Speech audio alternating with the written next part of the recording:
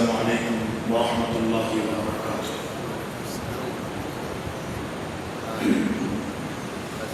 نحمده ونصلي على رسوله الكريم، أما بعد، فأعوذ بالله السميع العليم من الشيطان الرجيم،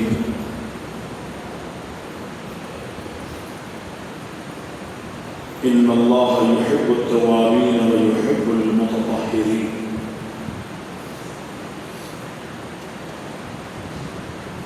اللہ تعالیٰ کی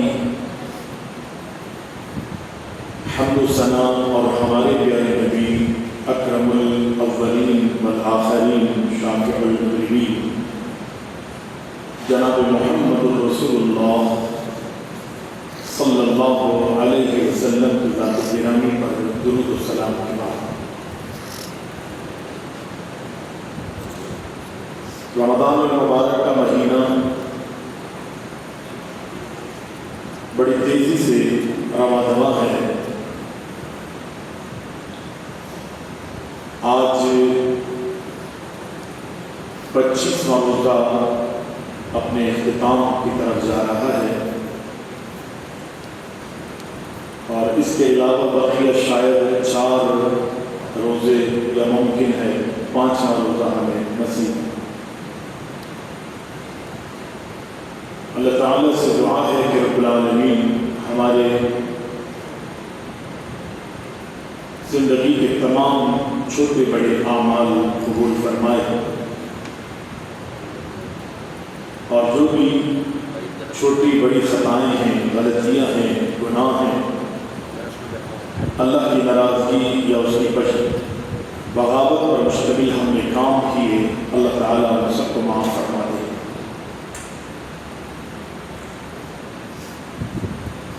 قرآن مجید کی جو آیت مبارکہ آپ حضرات کے سامنے تلاوت کی ہے، اللہ تعالیٰ اس کے ارشاد فرماتا ہے کہ ان اللہ یحب التوابین ویحب المتطہرین۔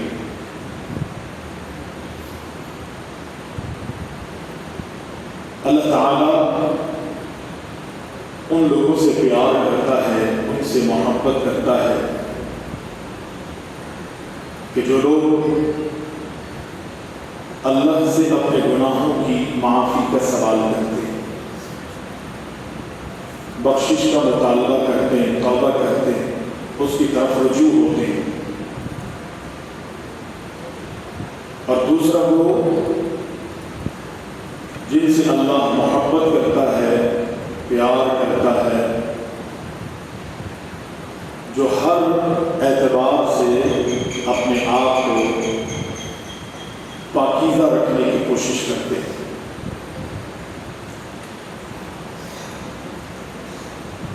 نبی علیہ السلام نے ان دونوں چیزوں کی تلقین اپنی امت کو گاہے بگاہے کی۔ گناہوں سے معافی یہ بھی انسان کی پاکی کا سبب ہے، لیکن آگے فرمایا وَيُحِبُّ الْمُتَطَهِّرِينَ، بطور خاص اگر ہم اس کو اس معنی میں لے لیں کہ اللہ تعالیٰ گندگی کو، نجاست کو، پلیدگی کو پسند نہیں کرتا، تو اس کا کوئی دو رائے نہیں۔ بسا اوقات کی گندگی انسان پر ظاہری طور پر ہوتی ہے، اور کبھی کبھی یہ باطنی طور پر۔ ظاہری گندگی یہ کہ انسان اپنے کپڑوں کو صاف نہیں رکھتا، اپنے جسم کو صاف نہیں رکھتا، اور بہت سارے اصول اللہ کے رسول صلی اللہ علیہ وسلم نے مجھے اور آپ کو بتائے۔ انسان کو چاہیے کہ وہ پیشاب کی چیزوں سے بچے، مزید استنجا وغیرہ کا اہتمام کریں۔ چھوٹے بچے اگر گھر میں پیشاب کر دیں یا کپڑوں پہ، اگر وہ چھوٹا معصوم بچہ بیٹھا ہے اور وہ ابھی کوئی چیز کھانے کے قابل نہیں ہوا،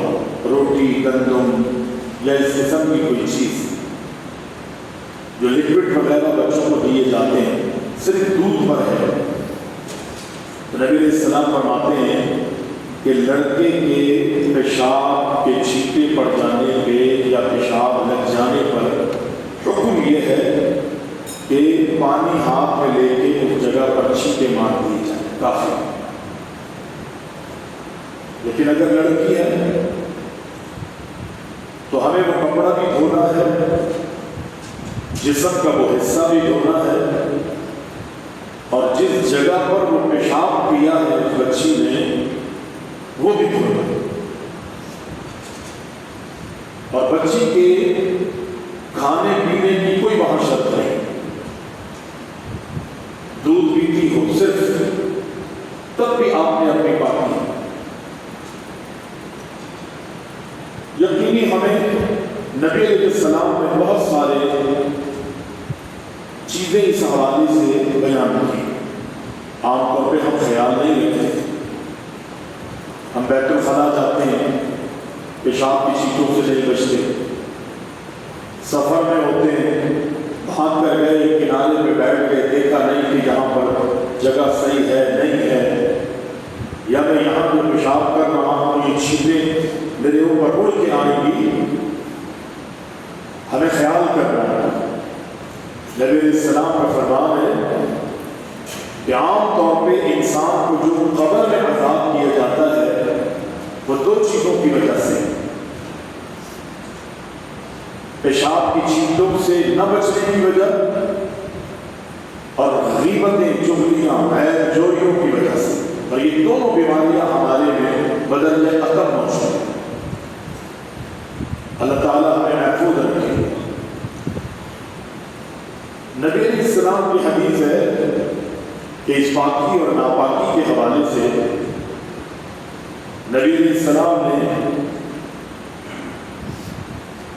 منہ کو پاک رکھنے کا حکم دیا۔ عام طور پہ حدیث میں اور آپ سنتے ہیں علماء سے کہ السواک مطہرۃ للفم ومطبعۃ للفم، کہ یہ مسواک جو ہے یہ منہ کو پاک کرنے کا ذریعہ بھی ہے اور یہ اللہ کی رضا کا بھی سبب ہے، یعنی اپنے آپ کو پاک رکھنا، صاف رکھنا، شفاف رکھنا، پاکیزگی کا خیال کرنا، یہاں تک کہ آپ کا منہ اور آپ کے دانت بھی اچھے ہوں۔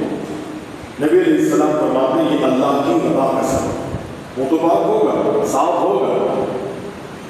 لیکن اللہ کی رضا کا بھی حصول ہے۔ بڑا اہتمام کرتے تھے اللہ کے رسول صلی اللہ علیہ وسلم۔ کسی نے پوچھا حضرت عائشہ رضی اللہ تعالی عنہا سے کہ نبی علیہ السلام گھر میں جب تشریف لاتے تو آپ کا پہلا کیا کام ہوتا تھا گھر میں آنے کے بعد؟ تو حضرت عائشہ رضی اللہ تعالی عنہا نے فرمایا سب سے پہلا کام کائنات کے امام کا یہ ہوتا تھا کہ آپ اپنی مسواک اٹھاتے اور اپنے دانتوں پہ اسے ملا کرتے تھے۔ ہم نے یہ سمجھا ہے کہ یہ صرف نماز کے وقت میں یا وضو کے وقت میں کرنی ہے، نبی علیہ السلام نے اس موقع پر تو بہت اہتمام کیا، آپ وضو میں اکثر و بیشتر مسواک کا استعمال کیا کرتے تھے، لیکن عام طور پہ اللہ کے رسول صلی اللہ علیہ وسلم نے مسواک کا استعمال کیا۔ آپ کو معلوم ہوگا حضرت عائشہ نے جیسے کہ بتایا کہ نبی علیہ السلام گھر میں داخل ہوتے تو آپ مسواک کرتے اور پھر جب مسواک کر لیتے تو نبی علیہ السلام میرے ہاتھوں میں اس مسواک کو دیتے اور یہ فرماتے کہ عائشہ اسے دھو کے لے۔ وہ کہتی میں موقع غنیمت جانتی، میں اللہ کے رسول صلی اللہ علیہ وسلم کے ہاتھوں سے وہ مسواک لیتی اور اس کو اسی طرح اپنے دانتوں میں ملنا شروع کرتی تھی، دھوتی نہیں تھی، اپنے دانتوں میں اسے ملتی تھی اور پھر اس کے بعد اس مسواک کو دھوتی، پھر اللہ کے رسول صلی اللہ اللہ علیہ وسلم کے پاس جا کے آپ کو وہ مسواک آپ کی دے دیا کرتی تھی۔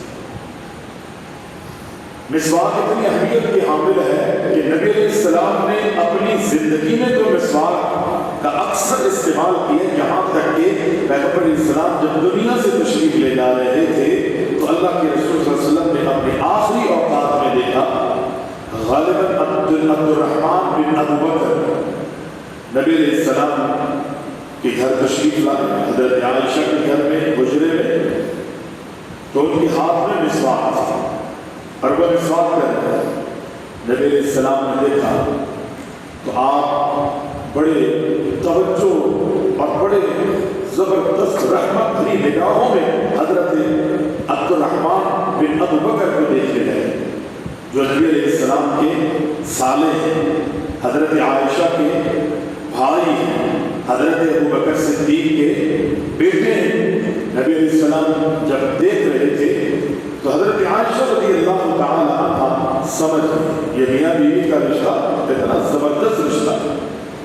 اگر مرد کو کسی چیز کی حاجت ہو رہی ہو نا تو عورت کو اس طرح اندازہ ہونا چاہیے کہ میرے شوہر کی فلاں اور فلاں مواقع پر اس کیفیت اور اس حالت میں اس کی اطلاع ہے، اس کے مطالبے سے پہلے ہی ہو کے اللہ اکبر ضرورت کو پورا کرے۔ اور پھر صرف یہ عورتوں کی ہی ذمہ داری نہیں ہے، مردوں کی بھی اسی طرح کی ذمہ داری ہے کہ وہ اپنی عورتوں کی ضروریات کو، ان کے معاملات کو سامنے رکھے، ان کے دکھ درد کو سامنے رکھے، ان کے درد، ان کی تکلیفوں کو، ان کی بیماریوں کو، ان کی پریشانیوں کو سامنے رکھتے ہوئے اس کا مکمل طور پہ خیال کرتے ہوئے ان معاملات کو نمٹانا ہے، اس کی ضروریات کو پورا کرنا۔ یہ میاں بیوی کا مودت کا رشتہ ہے، دو تختوں کو جوڑ کے کیلوں سے اسے ٹھوک دیا جائے، کوئی اسے جدا کرنے والا نہ ہو۔ حضرت عائشہ نبی علیہ السلام سے پوچھا کہ اللہ کے رسول کیا آپ مسواک کی حاجت کر رہے ہیں، ضرورت محسوس کر رہے ہیں؟ نبی علیہ السلام نے نفاحت کی، آپ نے گردن ہلا کر کہا جی مسواک منگوایا۔ حضرت عائشہ رضی اللہ تعالی عنہ چونکہ نبی علیہ السلام بڑی نقاہت میں تھے، حضرت عائشہ فرماتی ہیں اکثر ایسا ہوتا تھا کہ پیغمبر مسواک فرماتے اور نبی علیہ السلام جس مسواک کو اپنے دانتوں میں ملتے تھے، بعد میں اس مسواک کو اپنے دانتوں میں مل لیا کرتے تھے۔ لیکن یہ آخری دنیا سے جانے کا وقت نبی علیہ السلام کو جب مسواک دینا چاہی حضرت عائشہ نے، تو حضرت عائشہ نے اپنے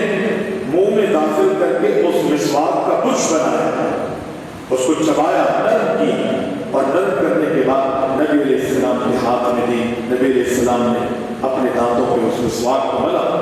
اللہ کے نبی علیہ السلام کی بیوی ام عائشہ رضی اللہ تعالی عنہ فرماتی ہے میں وہ خوش نصیبہ ہوں، اللہ نے مجھے یہ اعزاز دیا ہے کہ دنیا سے اللہ کے رسول تشریف لے جا رہے تھے، پیغمبر کے جاتے جاتے رب العالمین نے مجھے یہ احساس دیا ہے کہ اللہ اکبر، میرے اور محمد الرسول اللہ صلی اللہ علیہ وسلم کے لعاب کا ملاپ بنا دیا۔ میرا اور محمد الرسول اللہ صلی اللہ علیہ وسلم کا تھوک جو ہے اس کا بھی ملاپ ہو۔ بہت ساری چیزیں مزید ہیں، بیان کی جا سکتی ہیں۔ نبی علیہ السلام نے مسواک کے حوالے سے بڑی تاکید کی، بڑی تلقین۔ نبی علیہ السلام نے نماز سے پہلے بھی مسواک، جہاد کے میدان میں دشمن سامنے ہے، نبی اور نبی کے صحابہ کی، ہمارے اسلاف کی یہ کیفیت ہوتی تھی کہ وہ ان مواقع پر بھی مسواک کا استعمال کر رہے ہوتے۔ یہ دشمن پر ایک رعب کے لیے بڑی اہمیت کے حامل ہے۔ کیوں؟ ایک تو یہ اس پر اثر پڑ سکتا ہے کہ یار یہ جنگ کے لیے سامنے ہے اور یہ اپنے دانت تیز کر رہے ہیں، اور دوسری وجہ یہ کہ جنگ لگنے والی ہے، قتال ہوگا، لڑائی ہوگی، گردنیں کٹے گی فریقین میں سے ہر ایک کی، لیکن یہ اتنا مطمئن ہے کہ اس موقع پر اللہ اکبر کے مسواک میں لگے ہوئے۔ بہت ساری چیزیں ذکر کی جا سکتی ہیں، مسواک بڑی اہمیت کی حامل ہے۔ میں نے جو اللہ کے رسول صلی اللہ علیہ وسلم کی ایک حدیث بیان کرنا چاہی ہے ابھی، میں اس کو سامنے رکھوں گا۔ نبی علیہ السلام کی حدیث ہے، سلسلہ صحیحہ میں یہ روایت موجود ہے، اور اس کے راوی ہیں حضرت جابر رضی اللہ تعالی عنہ۔ وہ کہتے ہیں کہ قال رسول اللہ صلی اللہ علیہ وسلم اذا قام احدكم يصلي من الليل فليستك فإن احدكم اذا قرأ في صلاته وصنع ملك فاه على فيه۔ نبی علیہ السلام نے فرمایا کہ جب تم نماز کے لیے اٹھو، این ممکن ہے کہ یہ اللہ کے رسول صلی اللہ علیہ وسلم نے تہجد کی نماز کا یہاں پر ذکر کیا ہے۔ جب تم نماز کے لیے اٹھو تو اللہ کے رسول صلی اللہ علیہ وسلم نے فرمایا کہ فلیستک، مسواک کر لیا کرو، اپنے دانتوں کو صاف کر لیا کرو۔ پھر اللہ کے رسول صلی اللہ علیہ وسلم نے فرمایا جب تم نماز میں قرات کرتے ہو، تلاوت کرتے ہو، تو فرشتے اپنا منہ تمہارے منہ پر رکھ دیتے ہیں، تمہارے قریب ہو جاتے ہیں۔ ایک روایت میں کہ جب تم نماز میں تلاوت کر رہے ہوتے ہو تو فرشتہ پیچھے کھڑے ہو کے تمہاری تلاوت کو سنتا ہے اور وہ پھر آہستہ آہستہ تمہارے قریب آتا ہے تمہاری تلاوت کو سننے کے لیے، اور وہ اتنا قریب ہو جاتا ہے کہ یہاں تک کہ وہ اپنا منہ تمہارے منہ سے ملا دیتا ہے،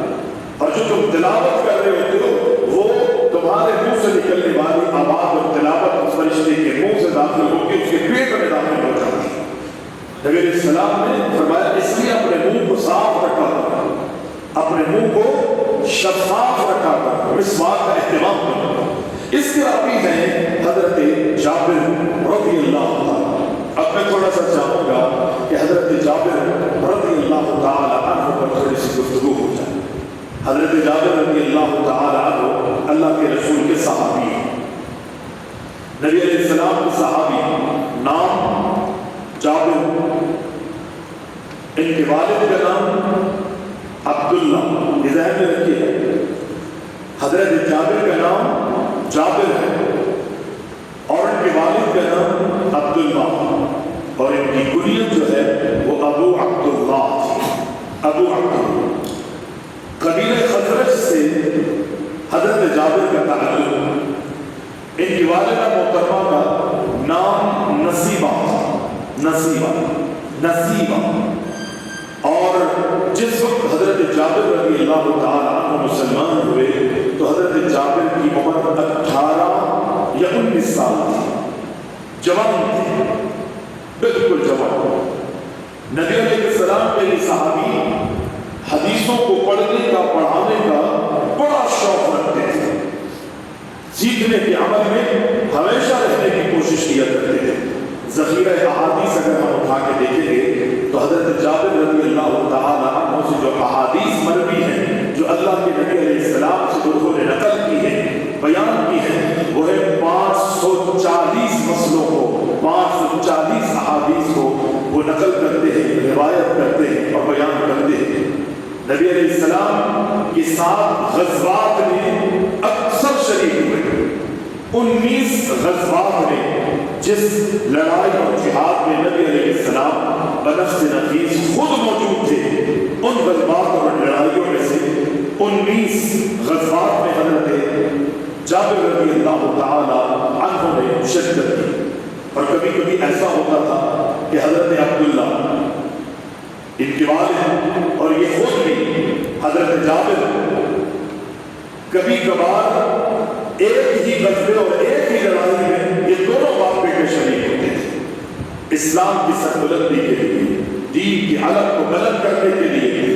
ہواؤں میں لہرانے کے لیے ان کو اپنی جان، اپنے مال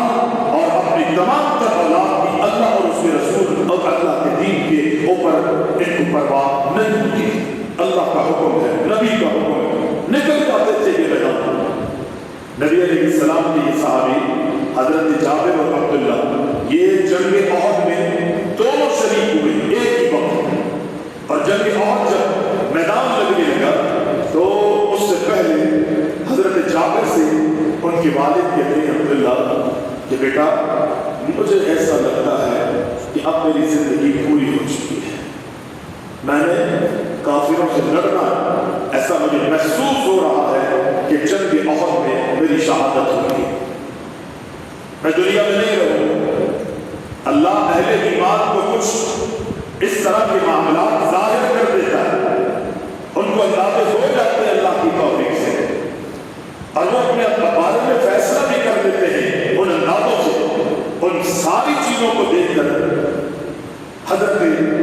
جابر کے والد نے جناب عبداللہ نے کہا کہ آج کل مجھے ایسا لگتا ہے کہ کل میری شہادت ہو جائے گی، لیکن بیٹا خیال کرنا، خیال کرنا۔ غالباً یہ اکلوتے تھے اپنے والد کے، میری بیٹیاں ہیں، تم نے ان کا خیال کرنا۔ حضرت جابر کی، حضرت عبداللہ کی 9 بیٹیاں تھیں، حضرت جابر کی 9 بہنیں تھیں۔ دنیا سے جانے لگے حضرت عبداللہ جابر کے والد، لگے بیٹا میری بیٹیوں کا خیال کرنا۔ آپ اندازہ کریں حضرت جابر رضی اللہ تعالیٰ بڑے فرمانبردار تھے، بڑے فرمانبردار تھے۔ انہوں نے ایک ایسی خاتون سے شادی کی کہ جو بہت رسیدہ خاتون تھی، کہ شادی بھی ہو جائے، نکاح بھی ہو جائے، میری ضروریات زندگی جو ہے وہ بھی پوری ہو جائے، میں گناہ سے بھی بچ جاؤں۔ اللہ نے جو ایک سسٹم اور ایک نظام رکھا ہے اس کے تحت جو ہے اپنی زندگی گزارو۔ عمر رسیدہ عورت سے انہوں نے نکاح کیا، اور صرف وہ نکاح عمر رسیدہ عورت سے اس لیے کیا تھا کہ میری بہنوں کی بہتر انداز میں پرورش ہو سکے، میں ان کی تعلیم اور تربیت کا خیال کر کے احسن انداز میں ان کی شادیاں کر کے ان کو ان کی گھر پر رکھا، باپ کے حکم پر عمل کی۔ اور جب یہ احد جب ہوئی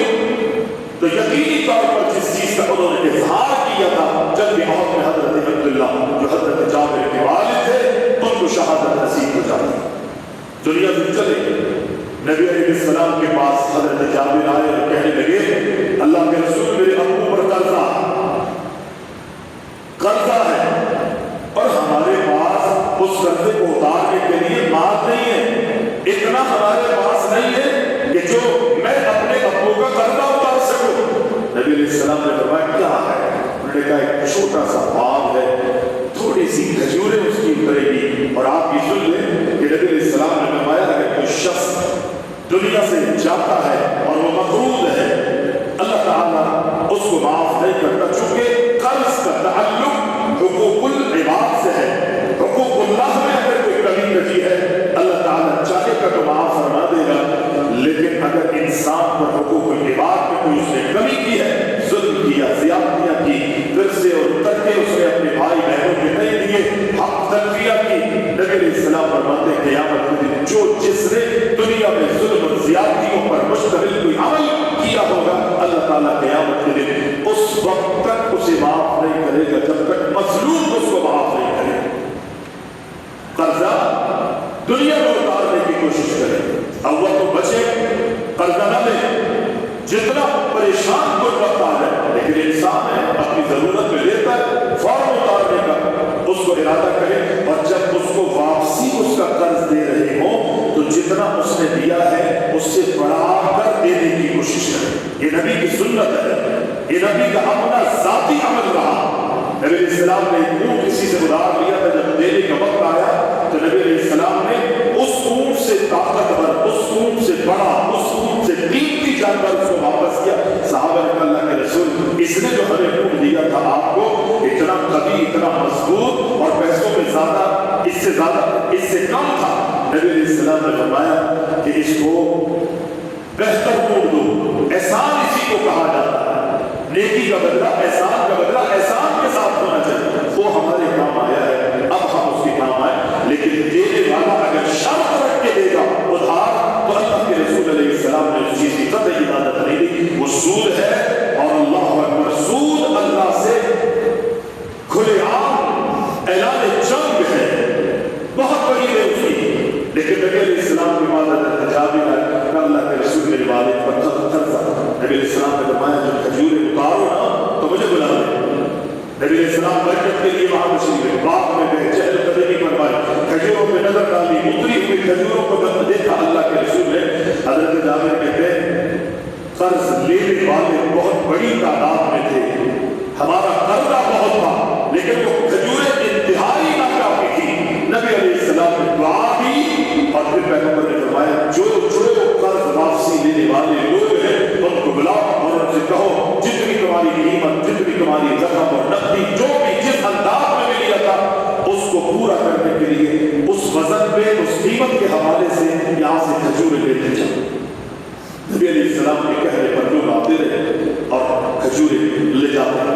یہاں تک کہ جتنے قرض دینے والے تھے وہ تمام کے تمام اللہ اکبر اپنا اپنا حصہ لے کے چلے گئے. صحابی اور راوی کہتا ہے وہ کھجوریں اسی طرح وہاں پر رکھی ہوئی نظر آئی. اللہ نے برکت دی. یہ ہے حضرت جابر رضی اللہ تعالی. وہ کہتے ہیں نبی علیہ السلام نے فرمایا اے جابر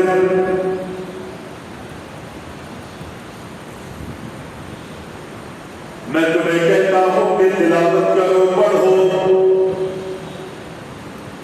نبی علیہ السلام نے فرماتے ماذا اقرأ بأبی انت وأمی یا رسول اللہ.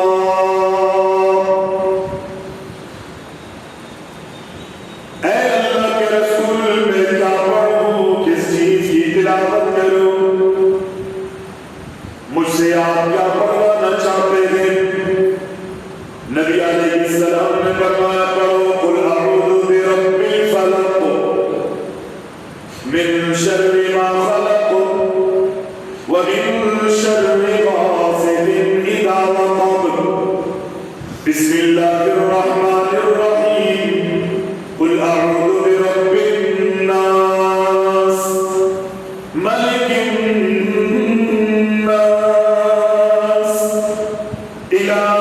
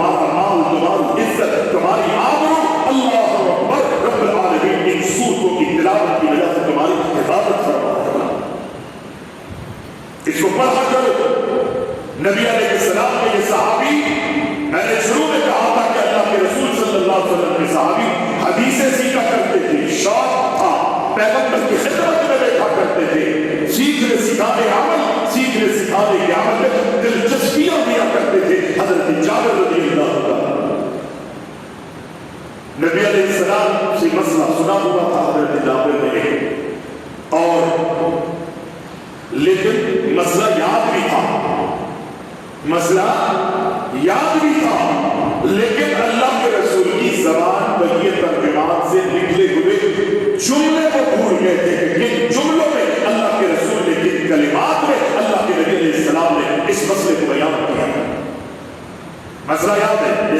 ہمیں بھی یاد ہوتا ہے رفع الیدین کرنا ہے جی، سینے پہ ہاتھ باندھنا ہے، یہ دعا پڑھنی ہے، سلام ایسے پھیرنا ہے، نماز کے بعد یہ پڑھنا ہے، مسجد میں داخل ہوتے ہوئے یہ، کھانا کھاتے ہوئے یہ، حرام کیا ہے حلال ہمیں سب معلوم ہے، اور ہمارا یقین ہے کہ یہ محمد رسول اللہ صلی اللہ علیہ وسلم نے بیان کیا، لیکن پیغمبر کی زبان پر یہ ترجمان سے نکلے ہوئے جملے ہزاروں میں نہیں، لاکھوں میں نہیں، کروڑوں میں نہیں، اربوں میں نہیں، میلوں میں نہیں، پتاوں میں نہیں، دنیا کا شاید ہی وہ کوئی حصہ ہوگا کہ جن لوگوں کو اللہ کے رسول کی زبان سے نکلے ہوئے جملے نہیں آتے ہوں گے، آپ مسئلے ضرور آتے ہوں گے، مسئلہ آنا بھی یہ ایک بہت بڑے احساس کی بات ہے، پھر اس پر عمل کرنا یہ اس سے بڑی بات ہے۔ نبی علیہ السلام کے صحابی جابر کو مسئلے کا علم تھا،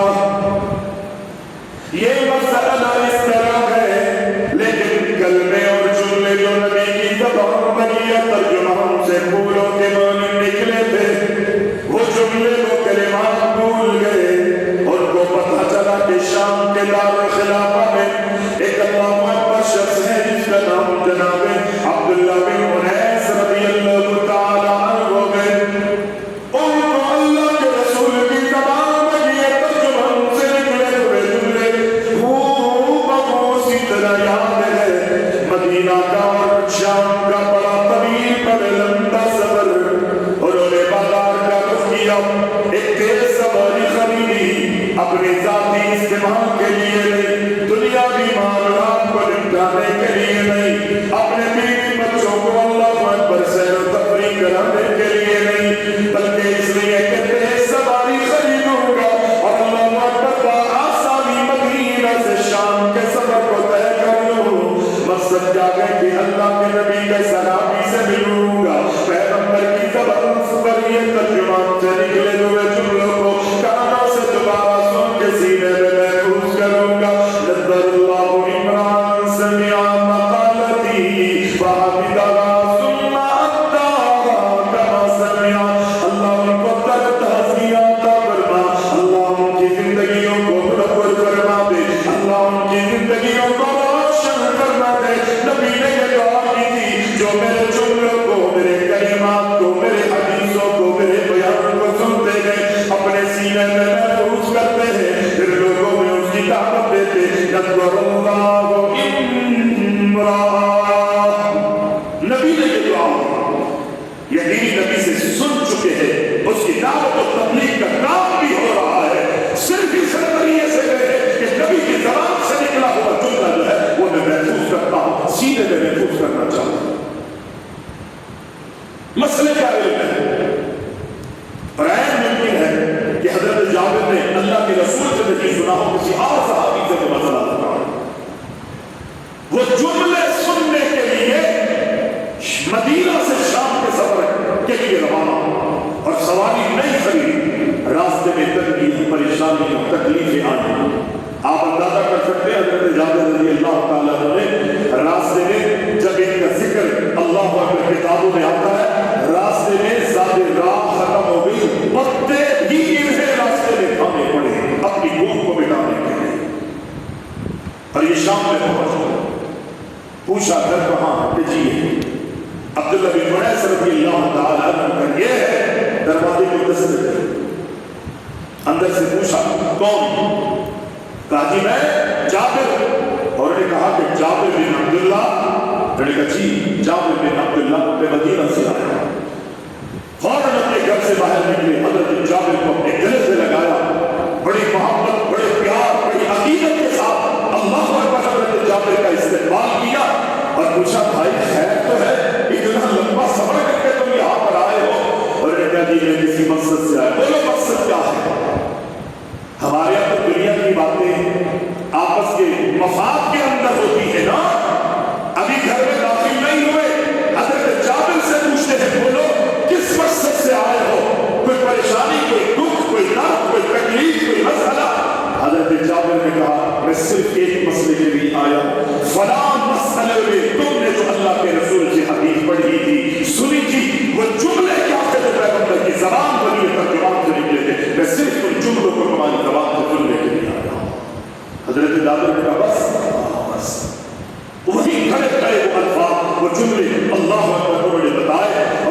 ٹھیک ہے مجھے آپ اجازت دے دیجیے. انہوں نے کہا بیٹھو, چائے پانی جو اس وقت کا ایک رواج تھا. چائے تو ہماری پیداوار ہے نا, اس وقت کا جو رواج تھا لسی ہے, دودھ ہے, پنیر ہے, یہ ساری چیزیں, کھانا پینا, روٹی گندم, ان ساری چیزوں کو میں اللہ کے بندے بیٹھو. اتنے وقت اتنی گرم جوشی سے گئے, لیکن حضرت جابر رضی اللہ تعالیٰ فرماتے جس کام کے لیے میں آیا ہوں وہ آرام نہیں ہے, جس کام کے لیے میں آیا ہوں وہ کھانا پینا نہیں ہے. اللہ اکبر. حالانکہ دعوت کو قبول کرنا لازم تھا, لیکن اتنا بھی لازم نہیں کہ اگر دعوت کو قبول نہیں کرے گا تو اللہ کا مجرم اور اللہ کا باغی ہو جائے گا. پیارے پیغمبر اسلام کے صحابی کہتے ہیں میں جس مشن کے لیے نکلا تھا اپنے گھر سے, میں اگر یہاں آرام کے لیے میرے گھر میں عبداللہ بیٹھ گیا تو شاید میں اپنے مشن سے وفا نہیں کر پاؤں گا. واپس چلے جاتے ہیں بغیر آرام, راستے میں پتے کھائے ہیں, دین سے محبت, اللہ سے محبت, اللہ کے رسول کا امام علیہ السلام سے محبت کا یہ انداز تھا صحابہ کرام رضوان اللہ علیہ اجمعین کا. حضرت جابر کے جب والد کا انتقال ہوا تھا نا تو نبی علیہ حضرت جابر جب حدیث سننے کے لیے آتے, جب انہوں نے حدیث سنائی تو انہوں نے کہا کہ خشیت ان اموت قبل ان اسمعها, میں ڈر رہا تھا, میں گھبرا رہا تھا کہ کہیں تیرے زبان سے جملے وہ جو نبی کے جملے تھے وہ سنے بغیر کہیں میری موت نہ آ جائے. بس مجھے خوف اور ڈر یہ تھا کہ کہیں میری اس سے پہلے میری موت واقع نہ ہو جائے. اندازہ کیجیے ایسا ذوق, ایسا شوق. ایک حدیث مسئلہ ہوتا ہے, سنا ہوا ہے, لیکن اللہ کے نبی کی زبان سے نکلے ہوئے جملے سننے کے لیے ذرا طویل صبر کرنے کا اللہ نہیں کہے گا رضی اللہ عنہ. یہ ادائیں تو بات بھی ہے پیغمبر کی دنیا سے جانے سے پہلے اللہ اکبر رب العالمین نے رضی اللہ عنہ کا احساس اس نبی کے صحابہ کو دے دیا تھا. پیارے پیغمبر علیہ السلام کے صحابی جابر کے والد کا انتقال ہوا. حضرت جابر کے بارے میں آتا ہے حضرت جابر اپنے بابا سے, اپنے ابو جان سے بڑی محبت کیا کرتے تھے, بڑی عقیدت رکھتے تھے. جب انتقال ہوا منہ پہ چادر ڈلی ہوئی ہے, بار بار میرا بابا دنیا سے چلا گیا,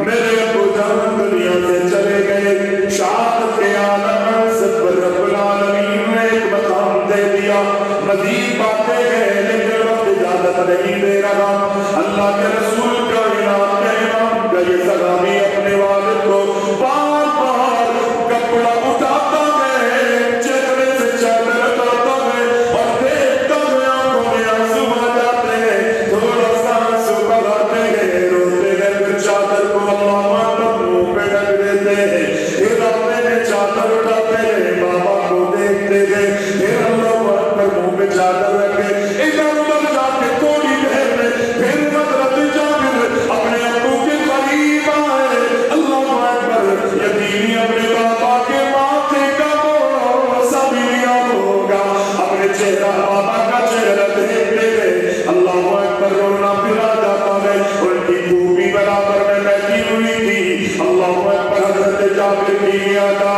ان سے دیکھی نہیں گئی, خوبی بھی ساروں کے دار رونے لگی, آنکھوں سے آنسو بہانے لگی. نبی علیہ السلام یہ منظر دیکھ رہے تھے. اللہ کے محبوب نے فرمایا تبکین اولا تبکین فما زالت الملائکۃ تظلہ بأجنحتہا حتی رفعتہ. اے جابر کی پھوپھی, اگر اس عبداللہ پر رو یا نہ رونا ہے تمہیں, میں دیکھ رہا ہوں کہ فرشتے نے ان کے اوپر اپنے پر بچھائے ہوئے ہیں اور اللہ اکبر سائے کا بنایا ہوا ہے, اپنے پروں کا سایہ اللہ اکبر تیرے بابا کے اوپر کیا ہوا ہے. جب تک کسی میت کو یہاں سے نہیں اٹھاؤ گے فرشتہ بھی اپنی ڈیوٹی پر معمور رہے گا. اس وقت تک یہ فرشتہ نہیں جائے گا کہ جب تک اس کی اللہ اکبر میت کو اٹھا کے قبر میں دفن نہ کر دو. اتنے عظیم صاحب اللہ اکبر حضرت جابر باپ سے محبت کرتے تھے,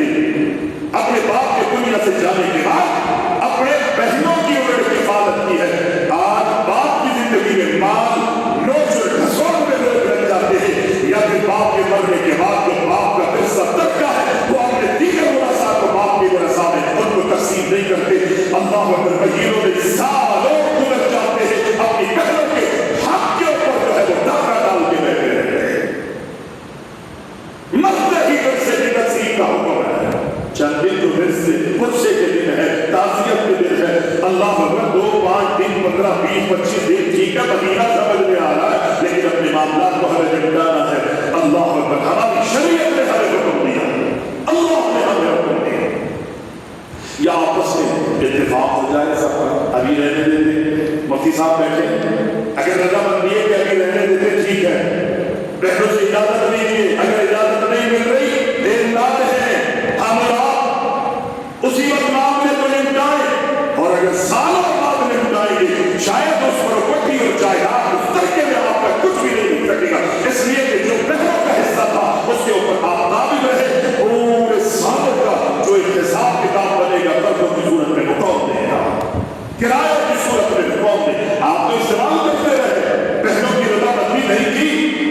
آپ دنیا سے ایسے ہی مر جاتے ہیں، اللہ کے مجرم بنے، یہ پہلے کہ قیامت کے دن آپ کو گریبان پکڑیں گے۔ جو آج مجھے آپ کو بھائی جان، بھائی صاحب، بڑے بھائی فلاں فلاں کے لقب دیتی تھی اور نہ چاہتے ہوئے بھی اللہ اکبر میرے اور آپ کے پیچھے کرتی تھی، کل قیامت کے دن میں اور آپ اللہ کی عدالت مجرم بن کے کھڑے ہیں۔ حضرت جابر رضی اللہ تعالی عنہ نے اپنے بابا کی زندگی میں جو قرضہ تھا اسے اتارنے کی کوشش کی اور اس مسئلے کو لے کر اللہ کے رسول کی خدمت میں آ گئے، فکر میں تھے۔ ہم تو کہتے ہیں ہمیں مل جائے، اور اگر کوئی قرضہ لینے آئے گا تو ٹھیک ہے، اسی لیے اسلام نے فرمایا کہ قرضے کا لین دین کرو تو اسے لکھ لو، فقاتی ہو اس کو لکھ لو۔ ہمارے لکھا نہیں جاتا، جب لینے اور دینے والے آتے ہیں جو دینے آتا ہے وہ تو بغیر تحریر ہم دینے اس سے لے لیں گے، اچھا ہمارے ابو کا سب میرے بات لاؤ، اور اگر کوئی لینے آتا ہے تو اس کے 70 ہیلے 70 بہانے اور اس کو ایسا ذلیل اور رسوا کر کے دروازے سے بھیجا جاتا ہے، اور اس کی وجہ یہ ہے کہ زندگی میں غلطی ہوئی، جو لین دین تھا اسے لکھا نہیں ہے۔ نبی علیہ السلام فرماتے مرنے سے پہلے وصیت کر دو، جس کا لینا ہے جس کا لینا ہے معاملات دینی دنیاوی جو بھی ہے اسے تحریر کر دو، تاکہ تمہارے مرنے کے بعد تمہارے پاس اسی تحریر اور اسی وصیت کے مطابق جو ہے وہ تمہاری زندگی کے بعد فیصلے کر سکے۔ اللہ کے حق میں مجرم بن کے عدالت میں کھڑے نہ کیا جاؤ، جو ان کو تم نے کیا تھا لکھا تم نے، اگر بچوں نے نہیں دیا تو ہو سکتا ہے ان کو خلاصی ملے گی، لیکن پکڑا تو میں جاؤں گا، گرفت میری ہی ہو۔ اتنا خیال اپنے بابا کے قرضوں کو اتارا، اپنے بچوں کی، اپنی بہنوں کی پرورش کی، اور میں نے کہا تھا آپ کو کہ 18 یا 19 سال کی عمر میں یہ مسلمان ہوئے تھے، اللہ نے اچھی عمر عطا فرمائی، اللہ کے دین سے جڑے رہے۔ 94 لگ بھگ 98 سال ان کی عمر اللہ نے ان کو عطا فرمائی تھی۔ 98 سال جب ان کی عمر ہوئی تو اللہ کی طرف سے ان کا بلاوا آیا اور وہ اس دنیا فانی کو چھوڑ کے چلے گئے۔ انا للہ و انا الیہ راجعون۔ ان اللہ یحب التوابین و یحب المتطہرین۔ یہ تو میں نے حدیث پڑھی ہے، اس حدیث کی جو آیت ہے اس سے پہلے کہ اللہ پاک کا نبی بتاتے ہیں نماز کے لیے جب اٹھو تو مسواک کر لیا کرو، جب تم رات کو نماز میں قرآن کی تلاوت کرتے ہو تو فرشتہ تمہارے اتنا قریب آتا ہے کہ منہ سے منہ ملا دیتا ہے۔ اللہ اکبر، قرآن پڑھنے والے کے لیے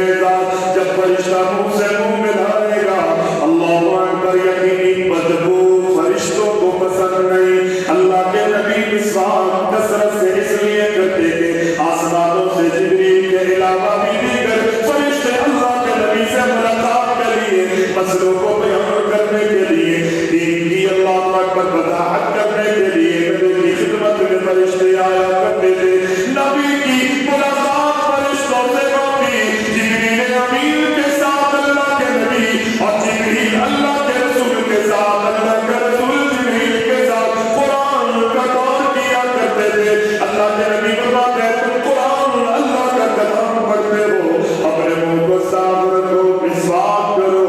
اللہ اکبر، السواک مطہرۃ للفم ومرضاۃ للرب۔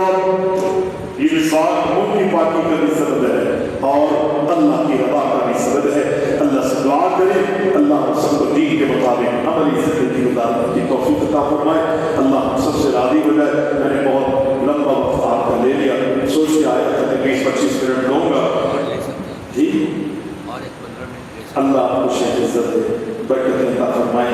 بعد بھی ایک جگہ کوئنگی میں پروگرام ہے اور رات کی بھی پھر تراویح کے بعد تکبیر قرآن کی ترتیب. یہ صرف تحدیث نعمت کے لیے بتا رہا ہوں. اصل تو ہمارے شیوخ میرے محسن مولانا شیخ محمد سلفی حفظہ اللہ تعالی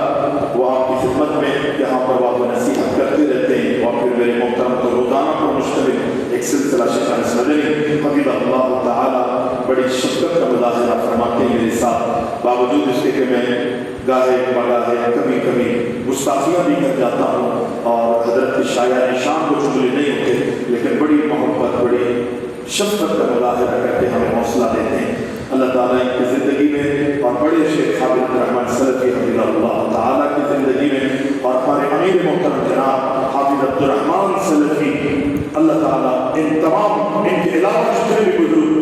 دنیا سے چلے گئے اللہ ان کے ساتھ بھی عافیت کا معاملہ فرمائے, اللہ ان کی مغفرت فرمائے. جو زندہ ہے سلامت ہے ان کو ایمان صحت اور عافیت والی زندگی عطا فرمائے. ان سب کو تاندیر ہم پر سلامت رکھے اللہ اکبر, تاکہ ہم دین ان سے سیکھتے رہیں اور اپنے